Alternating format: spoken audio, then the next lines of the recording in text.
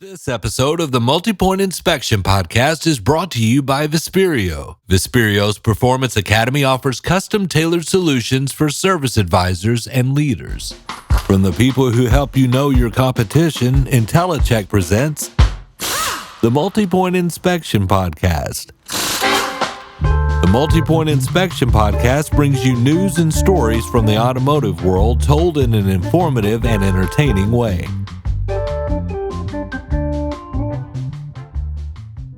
With all the technological advancements in AI that seem to be coming online daily, so have the discussions concerning how we as humans will fit into this brave new world of ones and zeros. What about the loss of human connection? What unintended consequences are we just not seeing? And what jobs will be eliminated? And while these are all legitimate concerns, the fact remains that AI is here. And it is also true that in this moment, we can use these new technologies to our advantage in order to create better experiences for our fellow humans, especially in our fixed ops departments. And to quote a lyric from an Andrew Bird song, "Don't let the human factor fail to be a factor." And Brandon Nixon and Update Promise, a technology company, have taken that sentiment to heart by focusing on helping managers at dealerships to become better leaders with the end game of a better customer experience in mind. In this episode of the Multi-Point Inspection Podcast, we talk about the biggest complaints that customers have in their dealership experience and how technology coupled with great people is the solution. My name is Barnett and Nixon. I'm the Chief Revenue Officer at Update Promise.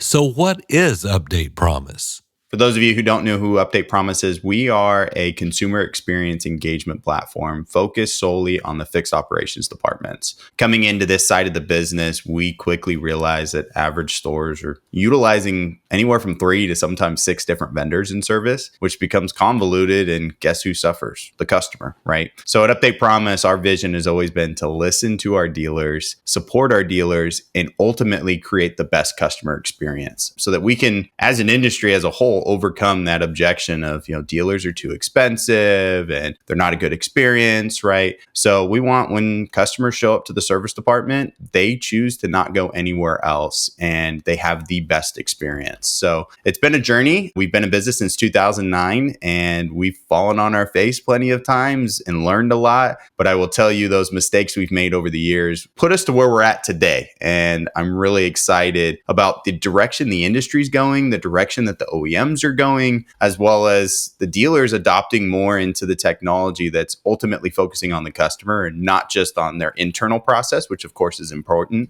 But again, building that all-in-one consumer experience platform is really our specialty that we focus on. Brandon says that the company was started originally to help solve problems within his family's business. I'm born and raised in automotive, and actually we grew Update Promise out of our own collision center. We were actually trying to solve the problem of customers not being updated enough about what's going on with their vehicle, right? Biggest pain point still today that customers complain about. And so we designed Update Promise as an automated communication component to fix our collision center. We got the attention of the insurance carriers around the nation, which really launched us from just our peers using our tool to, at one point, we had 15,000 automotive collision centers around the nation mandated and utilizing our platform for communication, surveys, follow-ups, and even online payments for customers. And then back in 2015, 2016 is when we transitioned into the fixed operations side of the business for new car franchises. And that's where a lot of our collision centers were either owned or associated by dealers just came to us and said, look, you guys are family based. You guys are rocking it in the collision space. We know that you can help to transform and become a standard in the dealership service side of the business. So we came in and, like I said before, we didn't know what we were getting ourselves into. We thought it'd be a simple flip. Great. We've kicked butt on the collision side and quickly learned that on the dealership side, a lot of things are convoluted. There's a lot of programs that they're using. And the cool part I will say about what we've done with this transition from collision over to the dealership space is everything that we provide was built, designed, and developed by us. So our goal is to make that process from the technician to the parts department to the advisor to that end consumer as smooth as possible, right? I always like to say we don't Frankenstein our tools. We didn't go purchase an MPI. We didn't go purchase a appointment scheduler, but truly listen to our dealers and develop side by side with them to actually have a process that's going to be fluid from start to finish for that customer experience. So it's been a long journey, but I will say very blessed to see where we're at today and to see the dealers actually adopting at a level that the industry, I don't think, ever expected, especially with videos and photos. I know videos and photos have been a huge push in the last couple of years. And the data we've seen has just been unbelievable in terms of the return. And there's even a little bit of twist on that information that I'm sure I could share with you guys as well.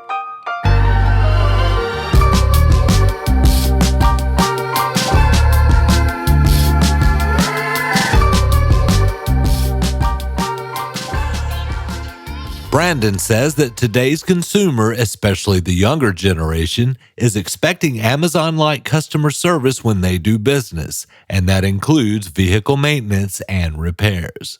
Imagine the new generations coming in, my generation and younger, that aren't car people. They don't know the ins and outs of fixing their vehicle or fixing big issues, right? All they know is they have a vehicle that they're paying a good amount each month and they need it to work for them. So when things go wrong, they need that process to be smooth, right? So when they show up to a dealership, that generation, that younger generation, what do they expect? Everything is right here on their phone, right at their fingertips, no matter what they do. You'd mentioned Amazon. That Amazon type experience is exactly what we should be striving for because that's what our customers expect. So that's really been a big focus and why when people ask what's Update Promise, I don't say that we're a fixed operation solution end to end. I start with we're a consumer experience engagement platform because that's where the industry is going to have to go and is going because it's what the customer's expectations are. With a better customer experience in mind, Brandon says that technology has actually helped with the service advisor shortage that has plagued the industry in the past. The good part is I think we've really seen a shift from the dealership struggling to find quality service advisors to now them being able to move like BDC agents and even sales individuals into service and very quickly pick up being a service advisor because they are focused on having tools that are more intuitive and easy for somebody to pick up. One of our groups that we work with, the executive director says it all the time. He's like, if I can take somebody who worked in retail and had great customer service, I can bring them into service now and they can pick up and start working that job very quickly. Compared to in the past, we had to beg people to be service advisors and move into this. But now it's a more simple process. It's more fluid. And as long as you can be a good customer experience individual, you can do well in this side of the business. Of course, you got to know a little bit more about automotive and you got to learn that. But it's not as difficult as it was before because now we've got the technology that leads that experience from step to step. What we've heard a lot lately is the OEMs and the dealerships are becoming a little bit more unified on let's focus on how do we get that customer into the dealership as seamless as possible. I know we talk about inspections and videos and things like that, but scheduling is the number one complaint. Wait time is the number one complaint in 2024. So I've seen OEMs put more initiatives on reducing the amount of time it takes customers to schedule, right? Properly building those schedules that align properly to the actual technician schedule and what they're doing, which I think is ultimately going to end up in a better experience because now you're not getting a lot of customers complaining that, hey, I booked an appointment, I showed up, but my oil change still took me 3 hours, right? That's what we need to solve in automotive in order to make sure we don't have defectors going to the independent shops along the way.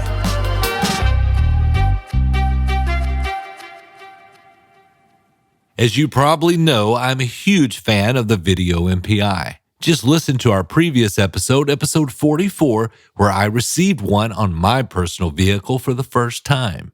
But Brandon says that photos are just as important. Talking about videos and photos a little bit, part of what we track, and it's been interesting to see as we review this with dealerships, the big push was video. Go through, take a video. You just explained, right? You had the best experience because you're able to see your car, see exactly what's going on, and you built trust with that dealer. Statistically, what we've seen is it's not just about videos, it's also about videos and photos. And the reason I mention that is part of what we do is we track the closed dollars per repair order per each category. If you only took a video and sent it to the customer, or you only took a photo, Or on this repair order, you took a video and you took additional photos, right? And so we track each of those. And statistically, what we've seen is when you take videos and photos, you're seeing a 25% higher increase in dollars per repair order compared to just taking a video only. And I think part of the reason for that is the industry's changing to where, if you remember, when we had paper MPIs, there was that pencil whip, right? We'd always say the technician went through, they draw a line down, they pencil whipped, right? Technicians are smart. They're starting to go, great, this video, they're just checking the box from my management team telling me just take a video. They're pencil whipping videos. So we're pushing our team and our dealers to say, hey, not only focus on the video, but take individual photos of those recommendations you have, right? So that they can actually zoom in closer and see exactly what's going on and get more detailed information. And ultimately, when you do that, it statistically shows customers are spending more money. According to Brandon, video builds trust, but adding accurate pricing information along with the video is an absolute game changer. What I will say, what's important about the video is the relationship, right? And I'm sure you felt that same exact way. So the moment you got it, you instantly went, this is not the service advisor calling me to sell me something because you know that they have a commission to pay plan to sell you, right? This is the technician who's got grease on his hands, who's actually working on my car, showing me and speaking to me about what's going on. The video accomplishes that right away. You build the relationship. And with those photos, now I'm getting into those details even further, so I, as a consumer, can make a more accurate decision on whether I'm moving forward with those. And be transparent on the price. How many times I explain to stores where they're like, hey, I just want to take a video, get it out to the customer right away. And I instantly will stop them and go, sounds good. That's not a bad process. But what about when they get that video and the customer goes, well, how much is it going to cost me? And if they have a price on their phone, is that going to be accurate? We want to make sure that that is to the penny cent accurate so that they know exactly what they're paying for. They trust that you're not going to tell them, hey, we'll get it done. It's going to be around this. Then they show up and it's a completely different price. When they can look at it on their phone and have that Amazon type experience and just go accept, decline, accept, you're talking about a completely different experience that they've probably never experienced in a dealership before in their life.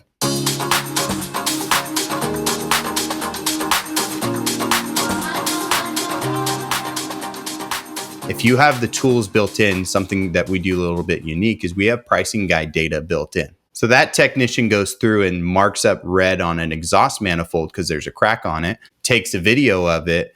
Are your tools that you're using intuitively grabbing that VIN, recognizing he selected an exhaust manifold, and then instantly quoting out the exact parts, the labor time there, so that he can send it directly to the customer. But the beauty is, from the customer's perspective, like you said, you got your video, everything probably looked good, right? And so you were impressed by that. But somebody who has a crack on their exhaust manifold, now they're able to see that video, see what's going on, and go, great, here's the price. Boom, I'm going to approve it. How much quicker is that going to move the process in the dealership of you getting an approval like that compared to, oh, I got the video, and then you have to text or call the advisor and go, hey, I saw that. How much is that going to cost me? And now you've got this back and forth dialogue where you could have approved it right away when you got that video. So there's two sides of it. We have stores that they send them to the parts department, parts departments review, make adjustments, then get it out to the customer. But ultimately, if you have the technology at your fingertips where it intuitively does it and accurately quotes it out right away, you're saving a tremendous amount of time where it can go from the technician directly out to the customer.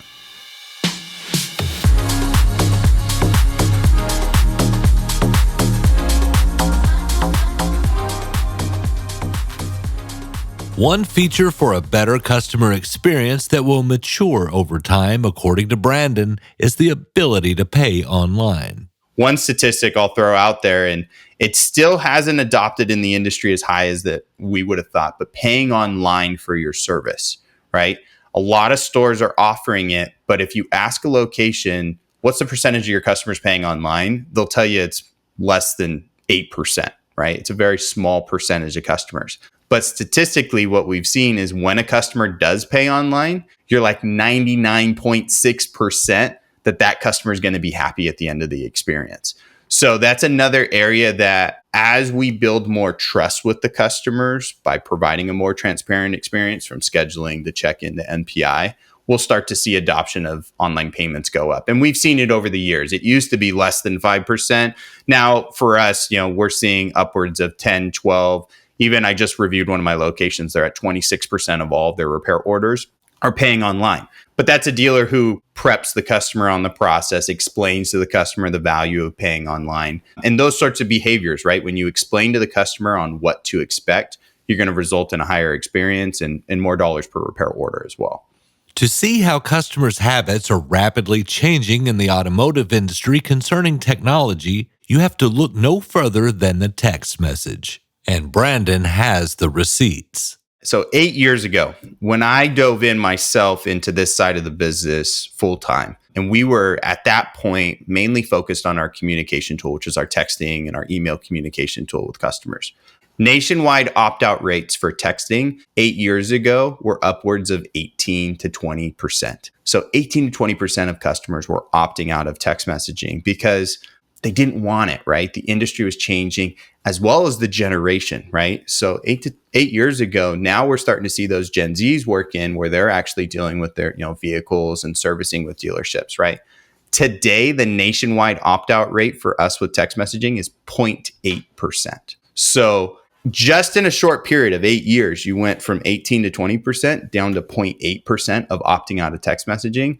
It's the preferred method. One advice I always give dealerships as well, service advisors, it's hard to explain, especially to a service advisor who's been at a dealership for so long, someone that's been there for 20 plus years and has always been a top performer. When you start utilizing technology and service and you begin texting with that customer, if that customer text messages you a question and you pick up the phone and call them, you just failed. You just told that customer, I'm ignoring your preference, right? If they wanted to talk to you on the phone, they would have called you, but they sent you a text message. And that should tell you enough that, great, I'm going to start communicating, and you'll probably get quicker responses because they could sit in a meeting just like this, look down at their phone, respond to a text message, and not interrupt their day. Where a phone call, I'd have to pause you right now. I'd have to walk out the room, jump on the phone, have my conversation, and come back. So the data shows, to your question, from 18 to 20% down to less than 1% opting out. It's a huge transformation throughout the industry that we've seen. We find out if AI phone answering is the future, how technology is irrelevant without great people, how the independents are taking advantage of new technology, and more, after a word from our sponsor. The Vesperio Performance Academy offers custom-tailored solutions for service advisors and leaders. We allow you to select exactly what you want based on your store's needs. After taking our customized learning path survey, we use those results to tailor a learning path specifically for you. You'll have access to our complete learning library, and you can test what you've learned with our knowledge checks. And for managers, our easy-to-use admin dashboard allows you to easily see current activity from your team and access reports quickly. Vesperio's Performance Academy promotes advisor and manager engagement and communication by including the manager after every concept an advisor completes. Vesperio also allows users the ability to add custom dealership assets and processes that all live in one location. To get a look inside the Performance Academy or to get your team started today, go to Vesperio.com. That's Visperio.com.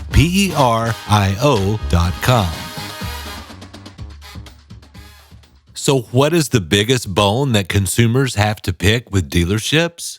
And that's one thing that I think the industry with automotive service is starting to shift to. We're at like the cusp of it. Some people do it well, but majority of the industry does it bad. Is the customer goes to schedule. And again, like I said, the data in 2024, number one complaint we see from consumers is appointments and wait times at dealerships, right? So now we're starting to see that technology work with the dealerships, and the dealerships actually having to analyze their current productivity to align those schedules so that when a customer shows up, their vehicle is being worked on.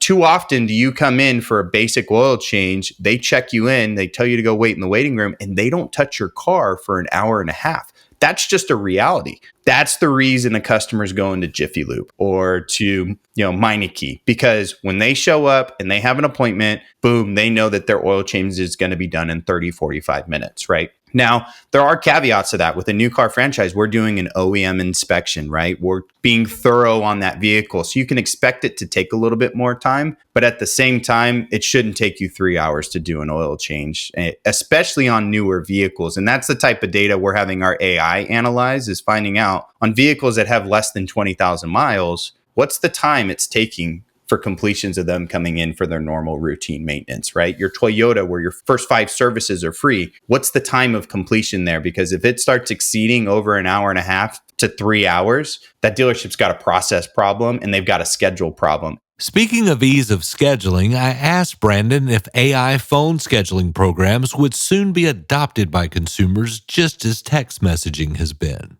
This is honestly, it's ironic that you pull it up because I just had an hour and a half long meeting with one of my customers yesterday that uses our phone AI tool. So we actually provide a phone AI tool called Harmony, which does exactly what you explained, where a customer calls in, they say they want to schedule an appointment, and Harmony can take them through that full scheduling process, right? Now, mind you, I always like to throw this out as a caveat. Because I sell that platform doesn't mean I'm a big fan of AI. I'm the first person that when I pick up the phone and I hear an automated system on there, I'm clicking 0,000 times saying, get me to an operator, because I want to deal with the human if I'm choosing to make a phone call. That's just me personally. And I think there's a lot of consumers that are out there. But I will tell you, we launched Harmony at the beginning of the year. Since we launched it at the beginning of the year, the data has proven me wrong. We're seeing an enormous amount of appointments being scheduled without a human needing to interact at all. Right? When a customer calls in and they need to just schedule a quick appointment, how many times is a customer waiting on the phone, or it's after hours, right?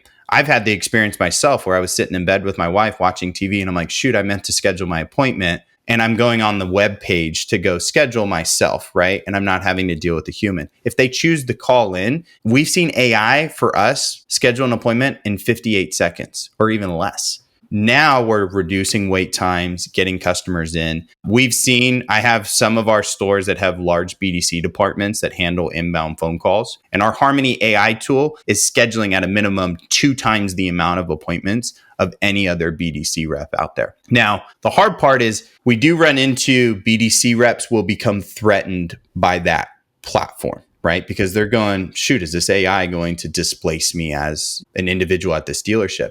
However, what it changed at these BDC departments is you're no longer fielding those inbound calls saying, hey, I'd like to schedule an appointment. Those are being handled and they're coming in. Now you're able to divert your efforts towards outbound calls, which even helps BDC reps because they're paid on outbound calls. That's what the pay plans are based off of. They're not paid highly on these inbound calls, a customer calling in. So it gives them their time back and allows the dealer to schedule even more appointments because they can focus on that. But to your point, do you see this adopting and continuing to adopt? I think it's so early on that we're seeing detractors of AI at some point at certain dealers, right? Cost cutting, economy came down a little bit. You know what? I'm just going to handle with the BDC department I have. I don't want to pay for this other platform. That's definitely prevalent, but the stores that are utilizing it and getting the benefit out of it, it's been phenomenal to see, especially when you combine the online scheduled appointments and you combine the customers who schedule through the Harmony AI, and it accounts for more than 55% of the appointments scheduled at the dealership.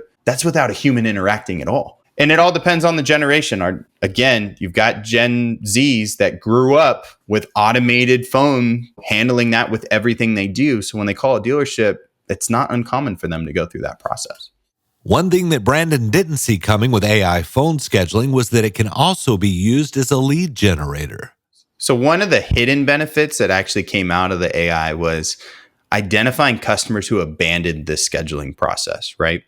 Today, when you're talking about an online scheduling widget, if a customer goes to schedule an appointment and they abandon off, depending on the tool you use, for using our platform, we give you that information, but majority of them, you lose that customer, right? You don't have their information. You can't follow up with them. You can't find out because they went 2 steps in and then abandoned off your website. With the Harmony AI platform, when they call in, if they start the process, we already have their phone number. We have the information on that customer. And great, they didn't schedule the appointment. Now he can alert the BDC department to pick up the phone and go, hey, it looks like you were scheduling but bounced off. Is there any way that I can help you with that?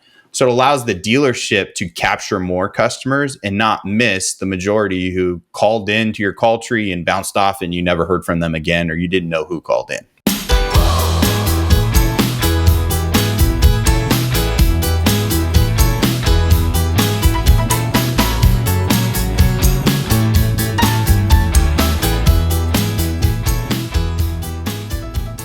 Brandon says that one thing dealerships need to keep in mind if they are on the fence about adopting new technology is that the independents are already doing it.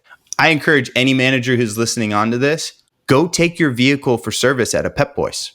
Go to a Meineke. Go get your vehicle serviced there and experience the technology they have. They already are having a lot of this technology that we're speaking about.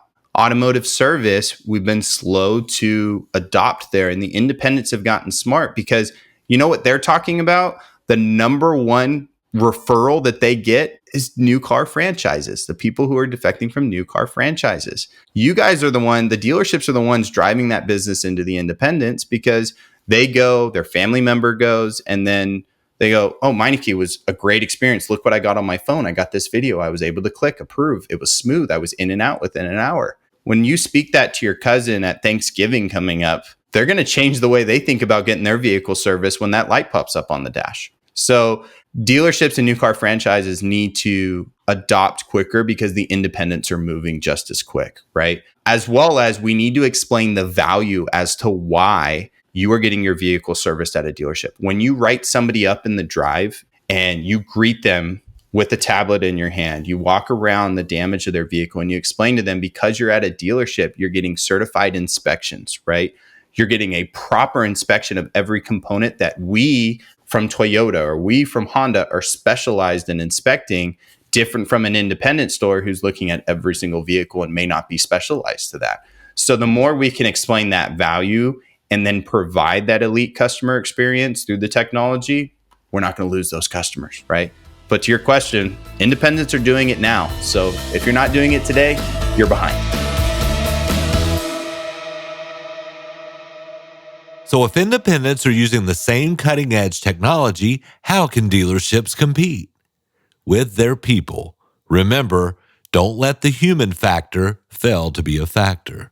I will say that the one thing that will need to be consistent in automotive, we talk about all this technology that's great, that's helping to automate a lot of the process. The one thing that'll always need to be there is we need solid management in dealerships to drive accountability throughout the entire experience.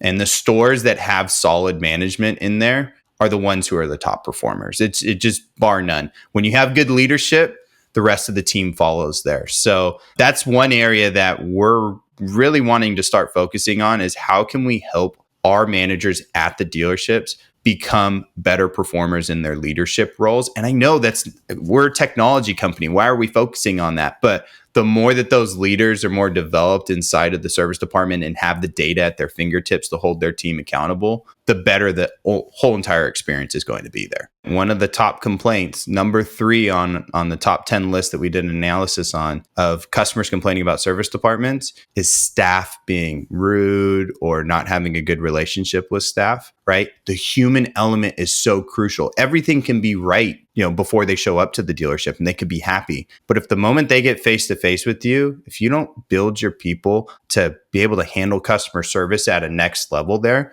it's going to ruin the whole entire experience, right? So I agree with you. The human element of the service department is the most crucial aspect of it all. We just need to have the technology to enable our leaders as well as our service advisors, technicians to operate more efficiently and be able to focus more on the customer experience because they're not bogged down with all of this admin stuff that they need to get handled.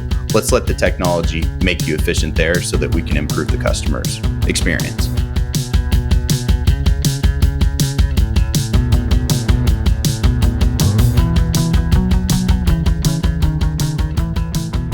Brandon has recently added podcaster to his resume with the Service Lounge. He sounds like a natural in the episodes I've listened to, even though he says he was initially less than excited to be behind the microphone. We actually, from Update Promises side, started the Service Lounge podcast. And it was based off of, honestly, you've been an inspiration based off what we've seen and other podcasts that we've seen out there on really grabbing what the customers are saying and acting on it, right? Putting action items on it. That's why we call it the Service Lounge is what are those customers in the Service Lounge talking about your dealership? And so this podcast, we just released a podcast about a month ago regarding the top 10 customer complaints that we've seen in the service department. And we got that data from millions of consumers in 2024, because after they leave service, we follow up the same day of delivery, asking them, were you satisfied? And then we allow the customer to leave a comment, right? So we had our AI do a trend analysis on all of those millions of comments in 2024. And at the end of the third quarter, we said, what are the top complaints? And again, like I said before, number one was scheduling and wait time. Number three was being rude. Another one inside of there is just not being kept informed about what's going on with their vehicle, which we know has always been a problem out there. So I highly encourage for anybody who's listening on, and I can share it out with you, Brandon, as well, for you to be able to share. But we did a full case study analyzing those top 10 customer complaints. And it's something that all of us as the industry should learn about and listen to. It's okay that customers are complaining. That's how we grow. That's how we learn and improve as an industry. I didn't want to do it. I'll tell you that. I'm not the type of person. I know that more people are seeing my face out there because I'm doing the service lounge and jumping on things like this with you. And I'm partaking in more like panels and things like that. I'm not the type of person to go out there and just put my face and jump on these things. I don't actually enjoy doing it, but I will tell you, it's been phenomenal to get the feedback since we started it. We've grown tremendously we started 5 months ago, and we've got a great amount of followers, a lot of good feedback, and a lot of people in the industry wanting to participate just so that we can learn from what the customers are saying and how we can act on it. So it took a little while, we'll say a little bit of planning and a little bit of, how do we get into this? Starting up a podcast and running it, the production of it is a little bit difficult there. But we always said, even if we stumble, the content we're putting out should be valuable. And as long as we have the right content on the customer experience, people will actually engage and listen. And it's exactly what we've seen so far. So we're still learning. We're still getting there, but it's been a good journey. We were just at a large dealer group event down in Texas, and I wasn't personally there, but my team was, and my team said they got approached 10 different times. Hey, we've seen Brandon and your team all over LinkedIn with the service lounge and doing this. And I'm like, great. That means it's working, right? It means the people that we don't even know are talking about it, and that we're providing some value out there to the industry. So I just hope that we can continue to build on that and continue to provide more feedback and value to each dealership who listens on.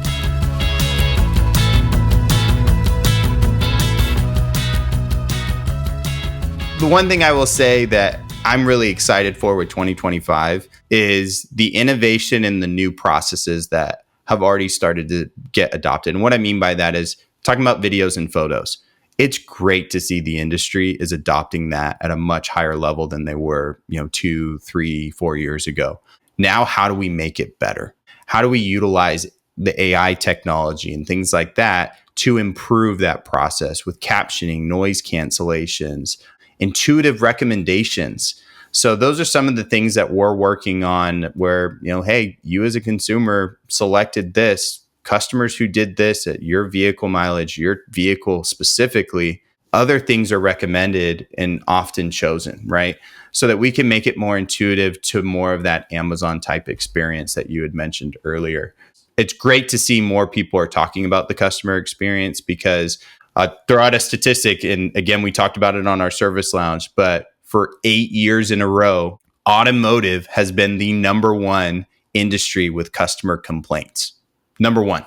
The study just came out in September this year. Automotive is still the number one complaint over insurance claims, over scams and thefts, things like that. Automotive has always been number one. So I want to change that. I want to make sure that we don't handle it for another 9, 10 years where we're number one. I want to make sure that at Update Promise, we can be part of the change where automotive becomes more adopted and people don't have that stigma that they're too expensive, the wait's too long, and it's just a bad experience, right? We want to make sure that automotive, people are excited to bring their vehicle to a dealership because in the end, when sales start to decline, people are going to buy vehicles based off the experience they have in that service department. That's going to be their decision factor. I truly believe that. So I'm looking forward to continuing to innovate and build to improve that over the years. I'd like to thank Brandon Nixon with Update Promise for this most insightful discussion. You can find the Multi-Point Inspection Podcast on Apple Podcasts, Amazon, Spotify, or wherever you listen to podcasts. And be sure to subscribe and give us a 5-star rating. It helps with the algorithm thingy.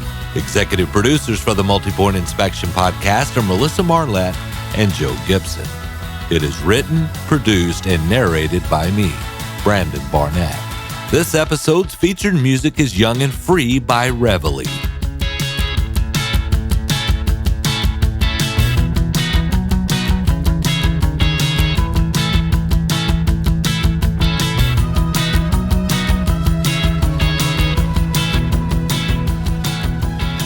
And check out the full uncut interview on Intellicheck's YouTube channel, where we talk more about Generation Z's buying habits.